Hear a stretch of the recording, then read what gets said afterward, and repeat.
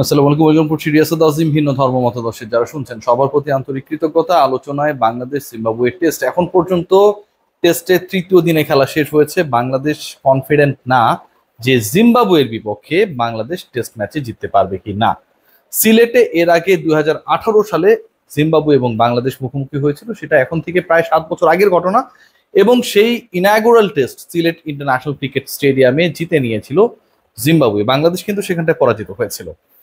এবার যখন দুই দল মুখোমুখি, তখন দুই দলের পারফরমেন্স চাচ্ছে, তাই পারফরমেন্স নিয়ে তো আলোচনা রয়েছে। স্পেশালি বাংলাদেশের পারফরমেন্স, দুই দলের বললে ভুল হবে। সবচেয়ে বেশি আলোচনায় মুশফিকুর রহিম। 4+4 44 আলী বলেছিল ধুম মুভিতে, আসলে 4+4 হবে 8। মুশফিকুর রহিম 2 ইনিংসে 4-4-8 রান করেছেন। মুশফিকুর রহিম এমন এক সিচুয়েশনে এই মুহূর্তে রয়েছেন যেখানটায় গত 12 ইনিংসের মধ্যে তিনি কোনো 40 পেরোনো ইনিংস খেলতে পারেন নাই।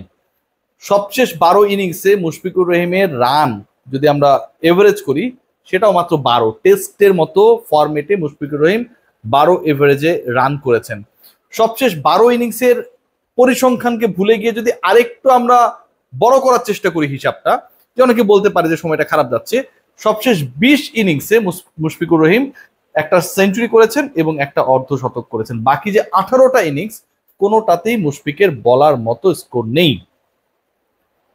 বাংলাদেশ দলে মুশফিকুর রহিম, মাহমুদুল্লাহ রিয়াদ, তামিম ইকবাল, সাকিব আল হাসান, এই নামগুলো আসলে এত বেশি কন্ট্রিবিউশন এবং আবেগের, এদের নিয়ে কথা বলতে গেলেও একটা স্পেশাল প্রিপারেশন লাগে। সেই প্রিপারেশনটা যখন নিচ্ছিলাম, তখন আমার মধ্যে যে প্রশ্নটা সবচেয়ে বেশি তৈরি হয়েছিল যে মুশফিকের কি টেস্ট থেকে সরে যাবার সময় হয়েছে, like the other two formats? Definitely এটা একটা বার্নিং প্রশ্ন। একজন ক্রিকেটার ক্রিকেট দলে খেলেন কেন? পারফর্ম করার জন্য, কন্ট্রিবিউট করার জন্য। এখন মুশফিক সবশেষ যে 50 পেরোনো ইনিংসটা খেলেছেন, আমরা যদি মনে করিয়ে দিই, সেটা খেলেছেন গেল বছরের আগস্টের 21 তারিখে।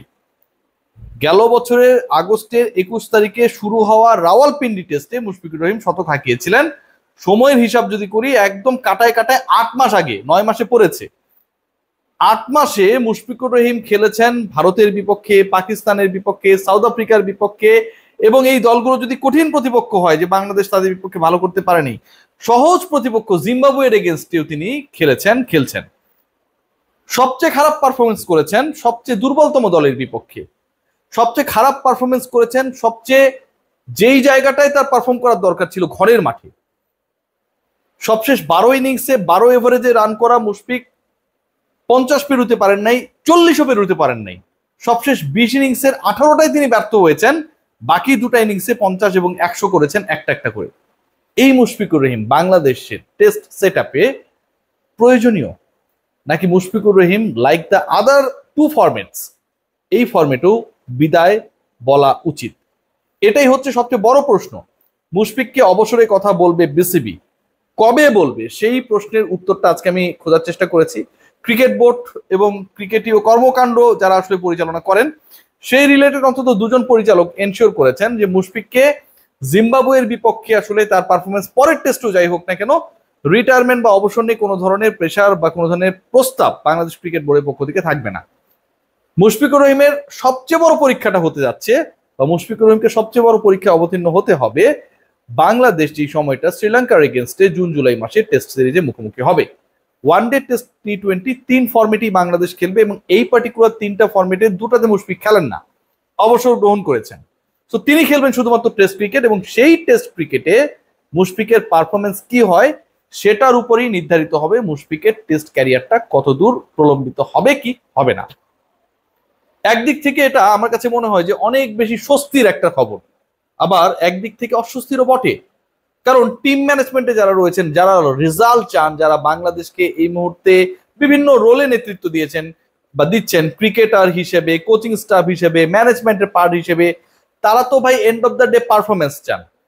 কিন্তু তারা যতই পারফরমেন্স চান, সেই পারফরমেন্স যদি মুশফিক দিতে না পারে, till the Bangladesh tour of Sri Lanka upcoming June and July, সেই পর্যন্ত তাদের কোনো কিছু করার নেই। মুশফিকের এই সময় পর্যন্ত ক্রিকেট বোর্ড দেখতে চায়। বাংলাদেশ দল, এবার একটু যদি ভিন্ন প্রসঙ্গে আসি, যে সিলেট টেস্টে আসলে কতটুকু সুবিধাজনক বা অসুবিধাজনক অবস্থানে রয়েছে বাংলাদেশ দলের, এই টেস্টে জেতার সম্ভাবনা আসলে কতটুকু, সেই আলোচনা যদি করি, আমার কাছে মনে হয় যে সবকিছু নির্ভর করছে অনেক বেশি আগামীকালের ডে এর উপরে। বাংলাদেশকে যদি এই পার্টিকুলার টেস্টে ভালো করতে হয়, এই পার্টিকুলার টেস্টে যদি বাংলাদেশকে জিততে হয়, বা এই পার্টিকুলার টেস্টে যদি বাংলাদেশকে ড্র করতে হয়, অথবা বাংলাদেশ হারবে না এটা নিশ্চিত করতে হয়, তাহলে বাংলাদেশকে আগামীকাল ফুল ডে ব্যাটিং করতে হবে। আস্থা রয়েছে, অনাস্থাও রয়েছে। বাংলাদেশ তো এর আগের টেস্টে বাজেভাবে পরাজিত হয়েছিল। আমরা যদি খেয়াল করে দেখি যে টেস্টগুলো বাংলাদেশ খেলেছিল পাকিস্তানের বিপক্ষে, যে টেস্ট বাংলাদেশ সাউথ আফ্রিকার বিপক্ষে খেলেছে, অনেক ক্ষেত্রে মোমেন্টাম তৈরি করার পরও পারে নাই। সো এই ক্ষেত্রে এন্ড অফ দ্য ডে যে মোমেন্টামটা তৈরি হয়েছে, দুজন ব্যাটসম্যান নাজমুল হোসেন শান্ত 60 রানে অপরাজিত রয়েছেন, এখানটায় জাকির আলী অনেক 21 রানে অপরাজিত রয়েছেন এবং জাকির আলী অলরেডি 10 ওভার্স খেলে ফেলেছেন। এরপরে মেহেদী হাসান মিরাজ রয়েছেন, ব্যাট করতে আসবেন তিনি। প্রবলেমের জায়গা যেটা, যে বাংলাদেশ এখন মাত্র 112 রানে লিডে রয়েছে। টেস্টে যদি বাংলাদেশকে জিততে হয় ফোর্থ ইনিংসে, সেই টার্গেটটা অ্যাটলিস্ট 250 হওয়া উচিত জিম্বাবুয়েনদের সামনে। 250 রানের টার্গেট বাংলাদেশ যদি সেট করে, অ্যাটলিস্ট যেটা তারা সেট করতে চায় অপোজিশনের এগেনস্টে, সেটার জন্য বাংলাদেশকে তাদের এই সেকেন্ড ইনিংসে বাকি 6 উইকেটে অ্যাড করতে হবে 138 রান। স্বীকৃত ব্যাটসম্যানের দুজন ক্রিজে রয়েছেন, জাকির আলী অনিক এবং নাজমুল হোসেন শান্ত। 50+ ইনিংস খেলেছেন নাজমুল হোসেন শান্ত, মুমিনুল হক আজকে অল্পের জন্য 50 পাননি। জাকির আলী অনেক রয়েছেন, কিন্তু এরপরে মেহেদী হাসান মিরাজ ছাড়া স্বীকৃত ব্যাটসম্যান তো আর কেউ নেই। কোনো কারণে কালকের প্রথম সেশনে যদি বাংলাদেশ 2টা উইকেট দ্রুত হারিয়ে ফেলে, তাহলে বাংলাদেশের জন্য কিন্তু it could be a very crucial day. আর এই টেস্টে যদি বাংলাদেশ পরাজিত হয়, জিম্বাবুয়ের এগেনস্টে যদি বাংলাদেশ, আবারও বলছি, যেই দলের বিপক্ষে আপনি খেলতেই নামছেন, যে জয়ের আত্মবিশ্বাস আপনি গ্রহণ করবেন, জয়ের স্বাদ আপনি পাবেন অনেকদিন পর, সেই দলের বিপক্ষে যদি বাংলাদেশ পরাজিত হয়, এর থেকে বড় ম্যাসেকার আর কোনো কিছুই হবে না। প্রথমত দলটা জিম্বাবুয়ে, দ্বিতীয়ত ঘরের মাঠে খেলা হচ্ছে, তৃতীয়ত বাংলাদেশ এবং জিম্বাবুয়ের এই টেস্টের ফল আর যাই হোক না কেন, যদি বৃষ্টি প্রলম্বিত না করে ম্যাচের ভাগ্য, তাহলে 4.5 দিনেই হয়ে যাবার কথা। 5 দিন পর্যন্ত গড়াবে না এখন পর্যন্ত যে আভাস। সেই জায়গায় বাংলাদেশের জয় পেতে হলে বা জিততে হলে, জিম্বাবুয়েনদের হারাতে হলে শেষ 3 উইকেটে অসাধ্য সাধন করতে হবে। কারণ বাংলাদেশ প্রথম ইনিংসে জিম্বাবুয়ের থেকে পিছিয়ে ছিল, জিম্বাবুয়ে লিড পেয়েছিল এবং এখন পর্যন্ত দ্বিতীয় ইনিংসে বাংলাদেশের যে সংগ্রহ, সেই সংগ্রহ করতে 4 উইকেট হারিয়েছে, লিড মাত্র 112 রানের। স্বীকৃত ব্যাটসম্যান ক্রিজের বাইরে রয়েছেন শুধুমাত্র মেহেদী হাসান মিরাজ। বাংলাদেশ পরাজিত হলে এই পরাজয়ের বড় একটা ভার অবশ্যই যাবে 2 ইনিংসে 4-4 8 করা মুশফিকুর রহিমের কাঁধে, নো ডাউট। সবাই ভালো থাকবেন।